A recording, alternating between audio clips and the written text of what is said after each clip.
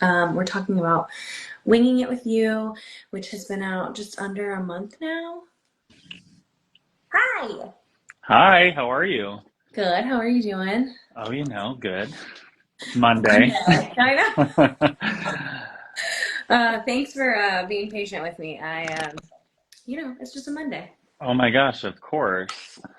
Well, let's jump right in. I was just telling everyone we are talking about Winging It With You, which has been out just under a month now. I, And I'm so excited to chat about it. So thanks for joining me. oh my gosh, thank you so much for inviting me. I can't believe it's been almost a month already. I know. Before we get started talking about the book, I'd love for you to tell us just a little bit more about you and how you got to where you are writing today. Yeah, hi everyone. My name's Chip Pons. I live in Washington, D.C. with my husband. I started a Bookstagram account back in 2020, like middle of the pandemic, like I feel like a lot of my Bookstagram class did. Um, and Books Over Bros was created. I really didn't know that this type of platform existed, and I was so like blown away that I could yap about books all day, take pretty photos, and like connect with other book nerds. Like this was like my like dream come true.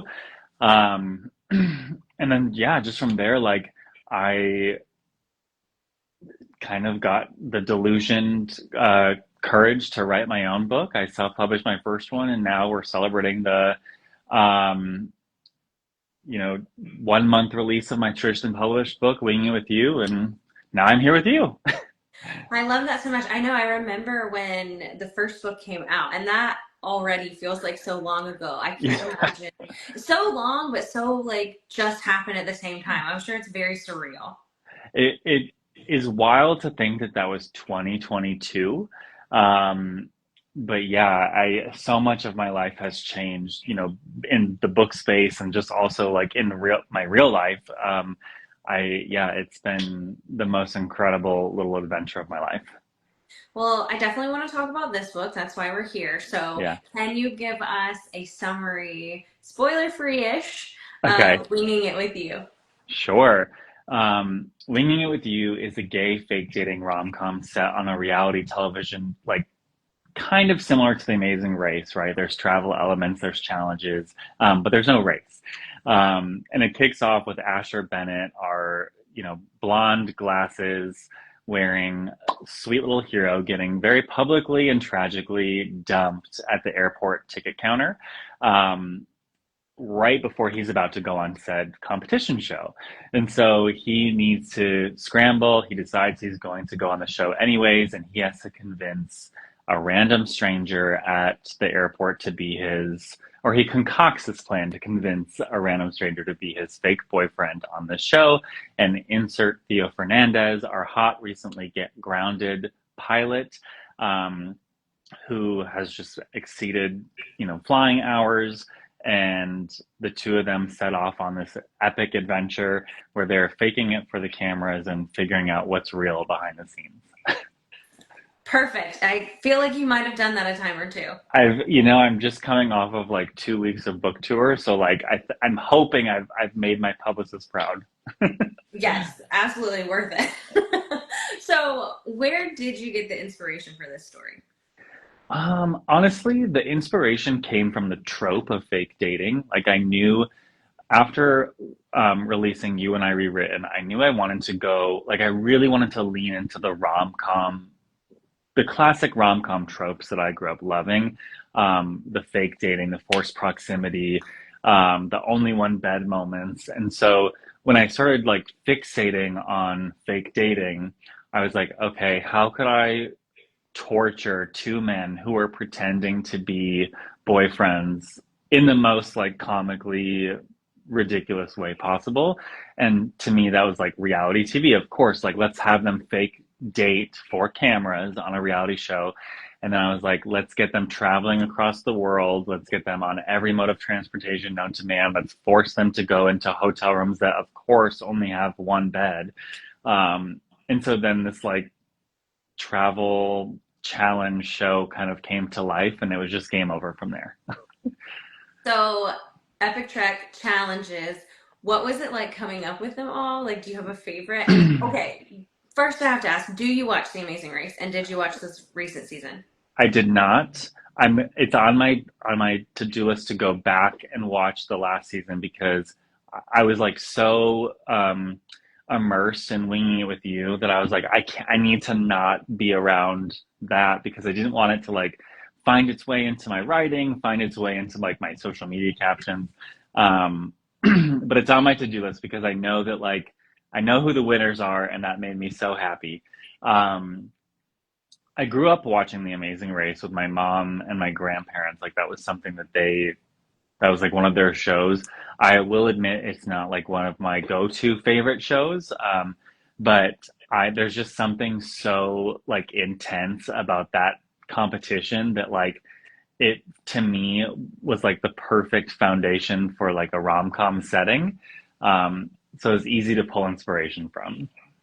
Yeah, I've been watching it as long as I can remember, and Yeah. I don't want to spoil anything for people that are going to go back and watch, or for you who is planning to do the same. But there is one specific challenge that I was just like, how is it how are they doing this? It's the same from the book as this Oh, show. really? Yes, and Uh, it's near the end. But I wanted to ask you about it, and I kept meaning to DM you, but we're here now. I know you're okay. here now, but I can't wait for you to watch it and see the similarities. Not Well, exactly the same. listen, I wrote Winging It with You back in 22 and 23, so maybe someone read the book back then. Yeah, I mean, maybe you deserve some credit there for that. Maybe. What was it like writing the two different points of view? Like, how do you approach these different voices? So that was hard. You and I rewritten was single POV, and then this I wanted to challenge myself because I did the thing that all authors aren't supposed to do, which is like read reviews as they were writing or like planning their second book. I was reading the reviews of my first book, which like I know that's bad. Um, but one of the common threads was like I wish we had, you know, both POVs. And so I was like, I'm gonna try it. It's really hard in same-sex couples, right? Because like you can't always rely on gender identifying terms or like a very clear gendered voice in the audiobook to like tell you who's narrating which chapter. So I tried really hard to infuse, you know, their little isms and their personalities. So there's like, I mean, Theo's Spanish, so I tried to put I married into a very big Spanish family, so I tried to put little Spanish um, like infuse Theo's narration with Spanish that would be natural to someone who grew up speaking it. So that's how I tried to differentiate it. And then Asher, he originally started off like a little more David Rosy, where he was like a little more snarky, a little more guarded, a little more grumpy. But then the more I dove into who he was and their love story, I was like, yeah, this isn't working. So I had to soften him up a little bit. But it's difficult. And I'm currently like drafting my third book right now, and I'm like trying to ramp it up even more with like really differentiating the two voices because I mean, it's two men. So I'm set up for failure already. If you had to go back and just do it from one perspective, whose would you hmm have chosen? Honestly, I think for winging it with you, it would be fun to have the entire book in Theo's POV because he's just like kind of down for the ride, and um, I think it would be funny to like have him witness the story from start to finish of like watching the breakup and then like seeing the train wreck coming and like feeling forced to say yes and then like going on this amazing journey together. I do love how just carefree he seems to be through most of it. He's hmm just like, sure, let's go. Yeah. You know, Well, I really wanted Theo to be my little sunshine man, and I hope I pulled it off. I think you did a great job. Thank you. I was reading a review after I read the book. I don't read reviews before because I don't like to be influenced, but I'm always entertained to see like what people think after. And I was reading one that it did talk about how so often like male romances are just so centered around trauma and past hurts, and the difference like here is this one is so much about like chasing your joy even in the midst of like painful situations. So I wanted to talk a little bit about that and why it was important for you to tell just like a queer joy love story and have so much fun along the way.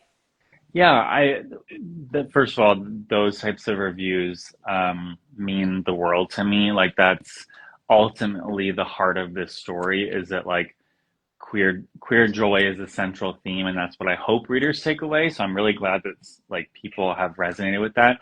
I feel like for so long, queer stories were centered around, like you said, pain, trauma. Those are the boxes we existed in. Those are the stories that we were able to tell. And while those stories are incredibly valid and still needed, and still like so profoundly moving, it's like a testament to how far we've come as a community where like that's not all we are. Those aren't the stories that like all of us exist in 24/7. Because I mean, could you imagine how depressing that would be if that was just your day to day 24/7? Um, and so for me, like queer joy is just such a, it's almost like an act of resistance in of it itself, right? And in the year that we're living in, finding joy and really relishing in it, and despite everything you've got going on behind the scenes, despite what the rest of the world is telling you you are, or you should be doing, you shouldn't be doing, etc. Like just giving yourself to joy and like I'm gonna be cheesy, but like winging it with life, right? Like where you're just like diving headfirst into your life and your joy and what brings you happiness with your person. Like, I don't think there's anything more beautiful than that. And so it was really important for me to like show that both Asher and Theo were complex, flawed, messy, chaotic individuals that weren't defined by their sexuality. Like they happened to be a pilot and a biomedical engineer and someone who was recently dumped and someone who struggles with their family, and all of these things are a part of who they are, and they also just happen to be gay, and this is a gay love story. And so I know I'm rambling now, I'm so sorry, but like I like my cover specifically, like I wanted it to showcase two grown adult men swept up in a moment in a clinch cover like you see our straight counterparts get to have. I wanted my traditionally published debut to like be on the table with other romance books and be like, oh, that's a couple in love, that's a couple in love, and oh look, Theo and Asher, like that's a couple in love. Um, and so yeah, I just tried to keep that joy as the central theme throughout the entire everything, all the writing process, editing, talking about this book, advertising this book, like planning for things. Like that's the most important thing for me. And it's just so unapologetically happy and just fun, and I love that so much. I think everything that you're saying is so important, and just I'm really grateful that you're sharing that with us. Oh, thank you. um Kind of moving on a not as happy topic. This does include those heavy things like, Yeah. the things you're talking about, family challenges, anxiety, discrimination. So, how do you approach writing heavy subject matter with authenticity and sensitivity and care? Yeah, I think it's important to just keep at the forefront of your mind when you're writing, or this is for me, like that these characters are complex and three-dimensional human beings who have lives outside of their romance. They're practically strange. I mean, they are strangers when they meet, but like most couples, right, they come to one another with baggage, with past experiences, with things that they've endured and like are still processing. And so while it's like sunshine and rainbows and meet cutes and um, you know, thigh touches and smile lines all the time, which is wonderful, like there are those very real moments that people are still processing while they're experiencing that joy. And so I'll use Theo as an example, right? Like he's someone who experienced like a, a hard coming out journey. It was something that wasn't on his terms. It was something that like had to do with his previous job as a naval pilot.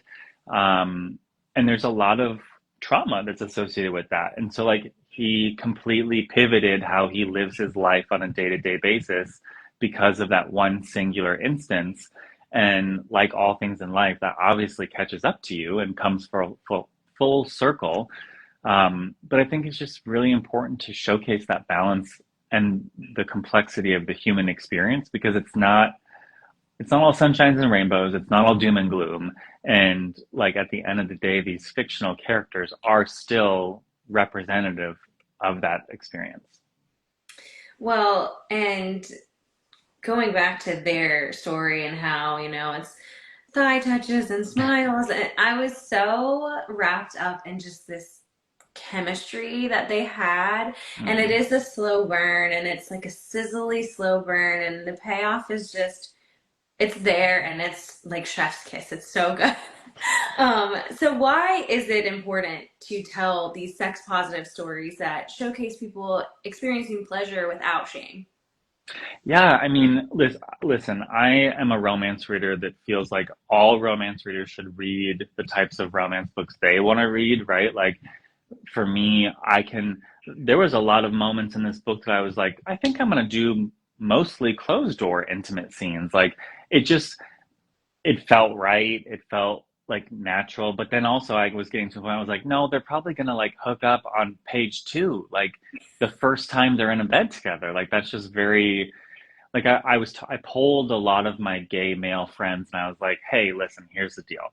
You're sharing a hotel bed in a hotel room with a really, really hot pilot. Like, you're gonna make a move, right? And like 100% of the people were like, yes, of course. Um, so for me, like, I really didn't want Asher and Theo to like feel shame. I didn't want them to like hold back. I also didn't want them, I didn't want to write them in a way that was like too much or too little. And so for this book specifically, it just made sense for their, like, I did have to slow burn it out a little bit because in my head, they would have like definitely gotten together sooner. Um, but I don't know. I think, 2025, it's life is far too short to like feel shame for things that bring you joy and pleasure. And so I think it's just really important to like show people sitting in their sexuality and in their um like what they find sexy and what they don't find sexy and what they don't want in a relationship, and like I'm all about that.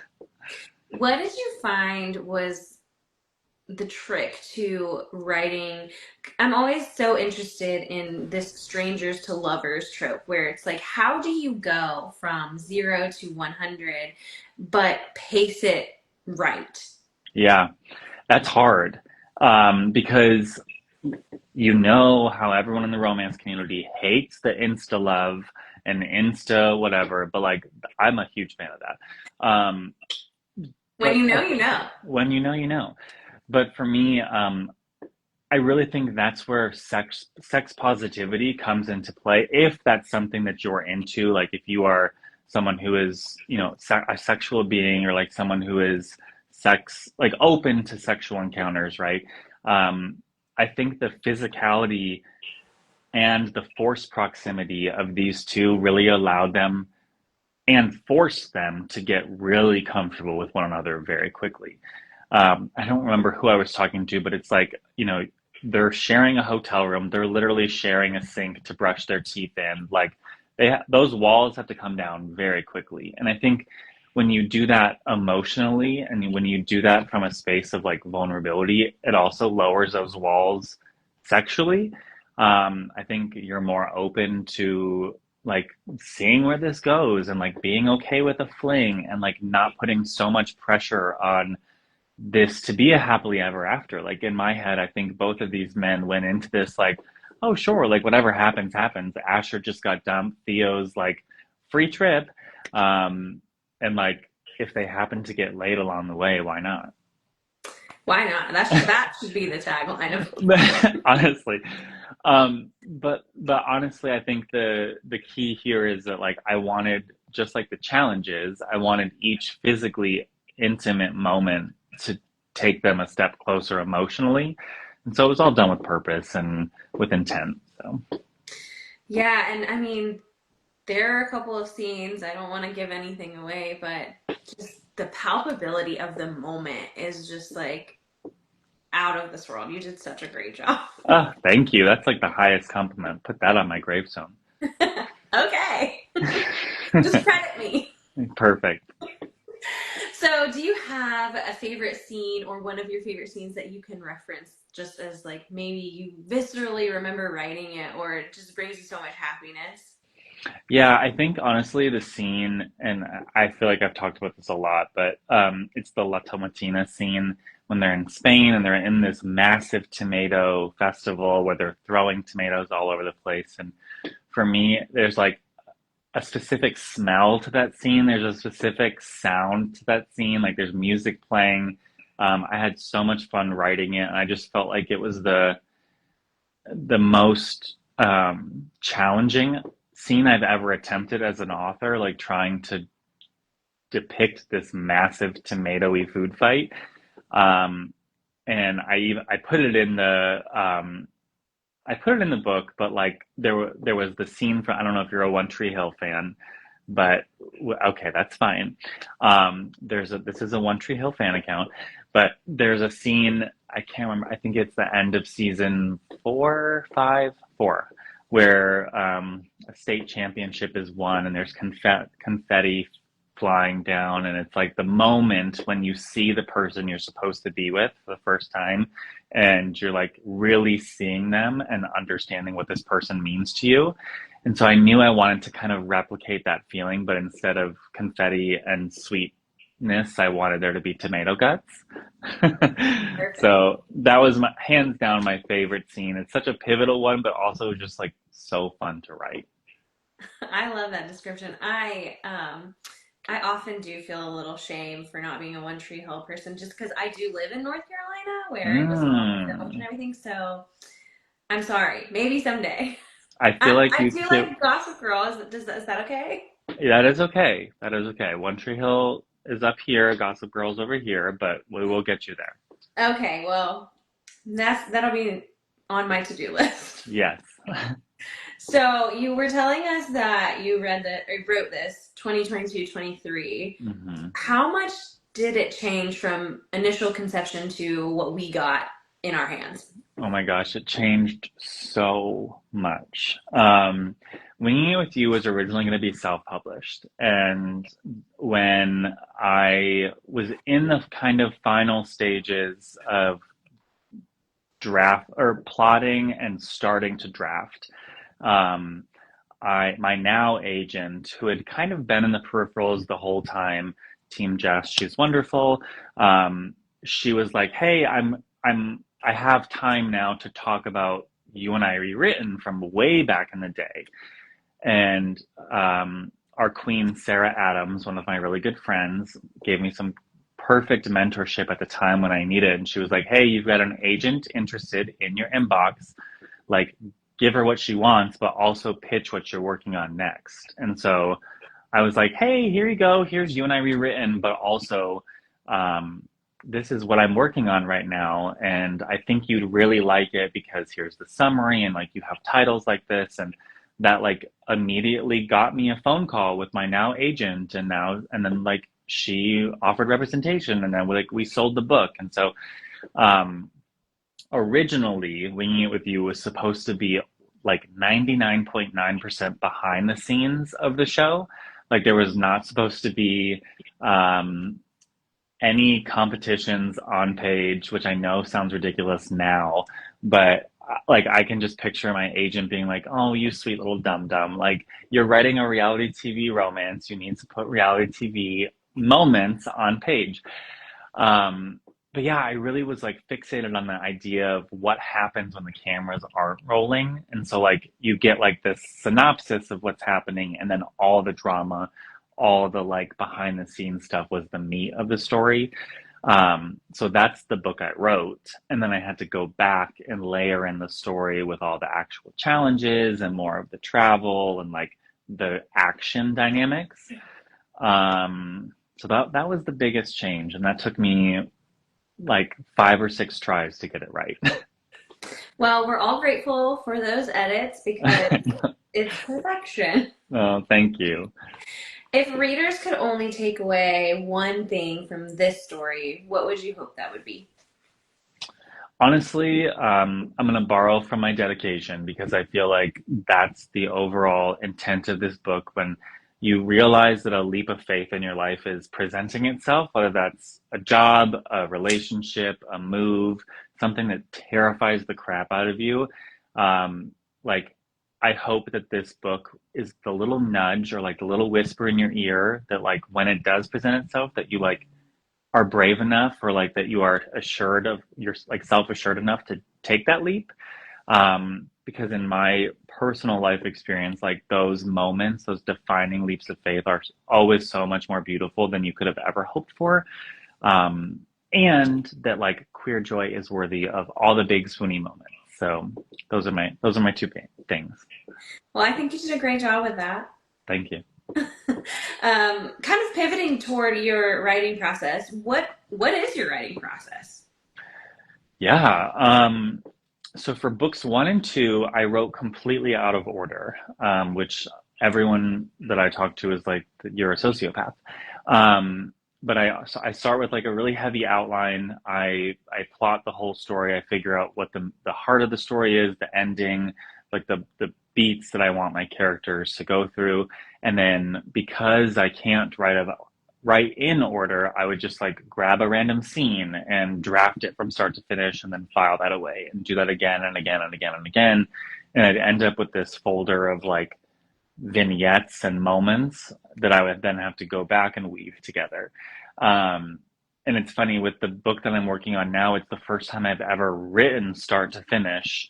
And it's a much easier process than I think I was making it. So I'm hoping that this will be my future writing process. But um, I have a full-time job. I'm married. I try to squeeze in writing when I can, so it's not like I get big chunks of writing time. But yeah, it's just figuring out as I go. Yeah, make it work. Yeah. Um, your first novel, we talked about it, self-published. Hmm. This one, not self-published, traditionally published. Can you tell us a little bit more? I mean, you talked about your agent and Jess, but can you tell us a little bit more about what that experience is like and how they differ from each other? Yeah. I mean, the caveat being that like everyone's publishing journey is a little bit different, and the experience with traditional slash indie publishing is different. For me, like I feel like I hit the jackpot with my agent, my 2 editors, and my publicist, and like the entire Putnam marketing team for Winging It With You. Like they really saw what I was trying to do from day one and like guided me every step of the way and like mentored me and like kept that vision in mind the entire time. Um, so when you get your agent, you then have to sell the book, right? So like Jess and I worked, my agent and I worked together to polish it up to get it ready to sell. And once, we did, um, we then worked with the Putnam team to revise it and go through the copy edits and like the big rewrites and the structural changes. And so that's the biggest difference. Just one, having a group of like industry professionals who not only care about the book that we're working on, but like care about the longevity of my career and like setting me up for success for what comes next.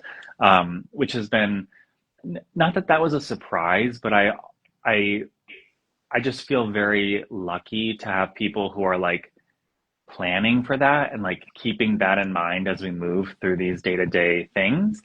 Um, Getting to work with the cover, the illustration team, the graphic design team, the marketing team, and just like bounce ideas off of and like feel like I felt validated that what I did with my first book was like correct or at least not wrong. um, because a lot of times I got met with like, well, like, what are your thoughts? What is your opinion? Like, how would you have done this, or what would you like done different? Like, they really looped me in from the beginning, which I recognize is not normal, and I don't feel like that is the norm. And I do feel very lucky that I got the publishing experience that I did.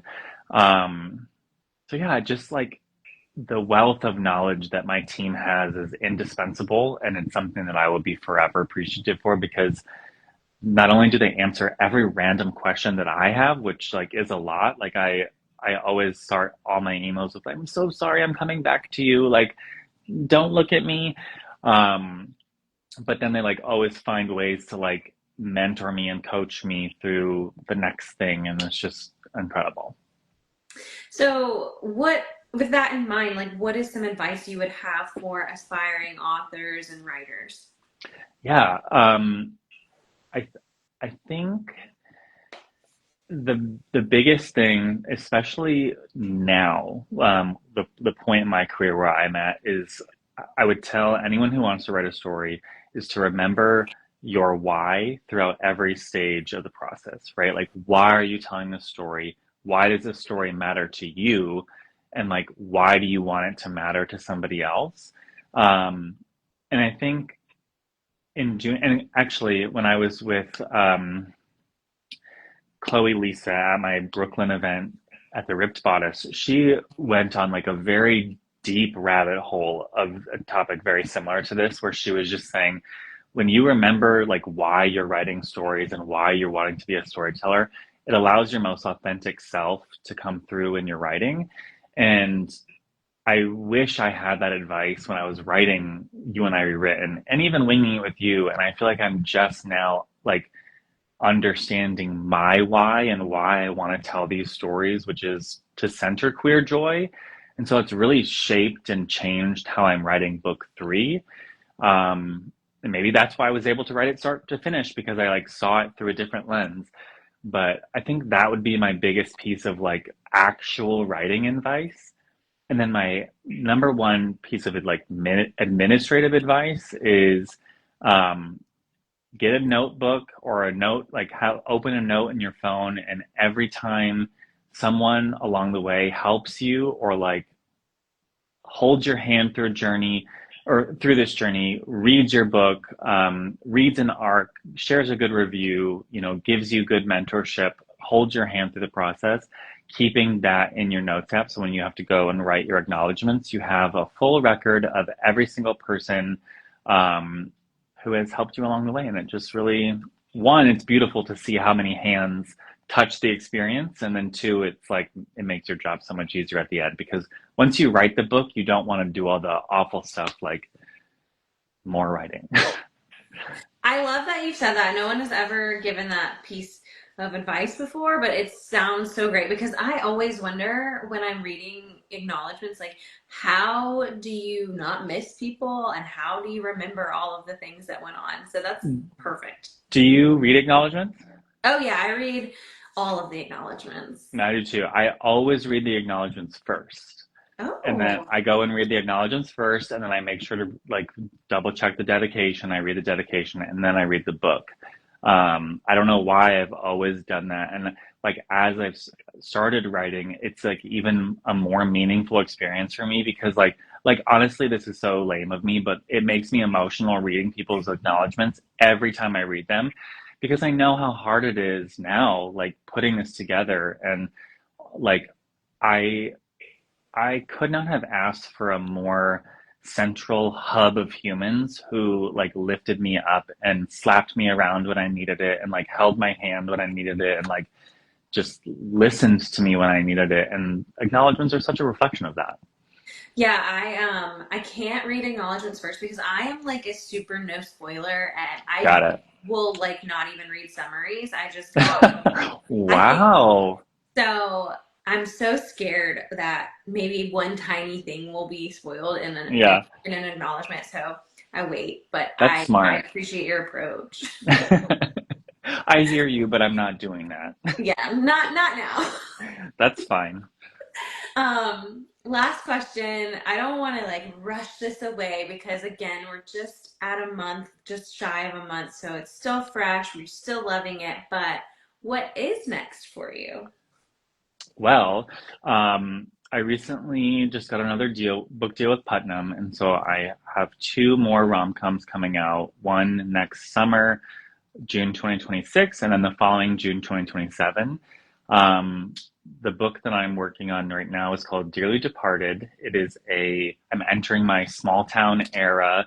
It is, what happens when the Greek gods are no longer the gods and they are still immortal, but they're living in among us. And Hades is a small town grumpy funeral director in New Jersey, and he is quickly enamored, and then his life is set on fire by the sunshiny florist who sees life in full bloom next door.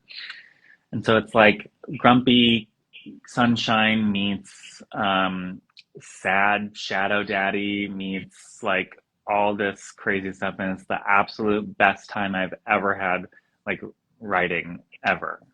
I love this story so much. I'm so excited for it to come out.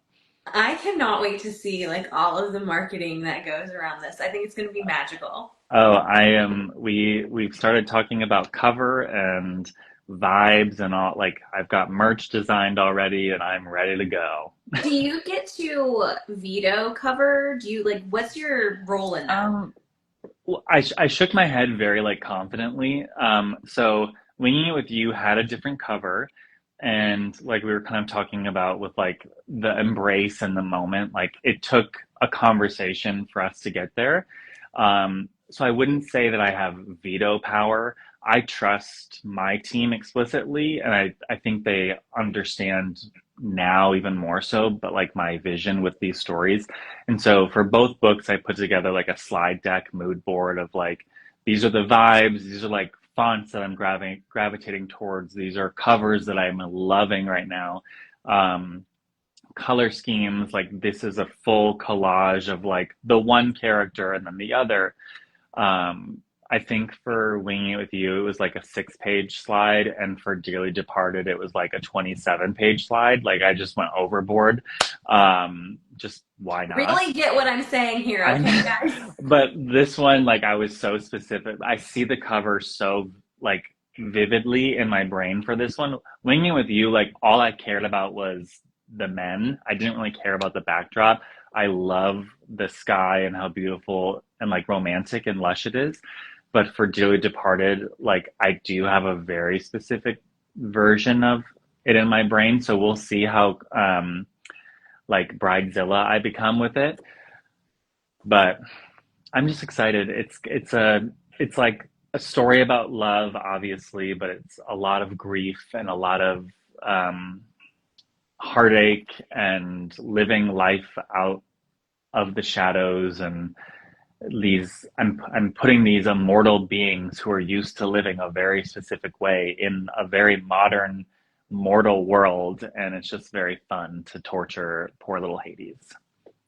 I cannot wait. That sounds incredible. Thank you. But thank you so much. You have been so generous with your time, and I've just loved talking about winging it with you. And maybe you can come back and we'll talk about the next one. Let's do it. Thank Ping you. me in Have the a year. great night. Thank you so much Bye. for having me. Bye.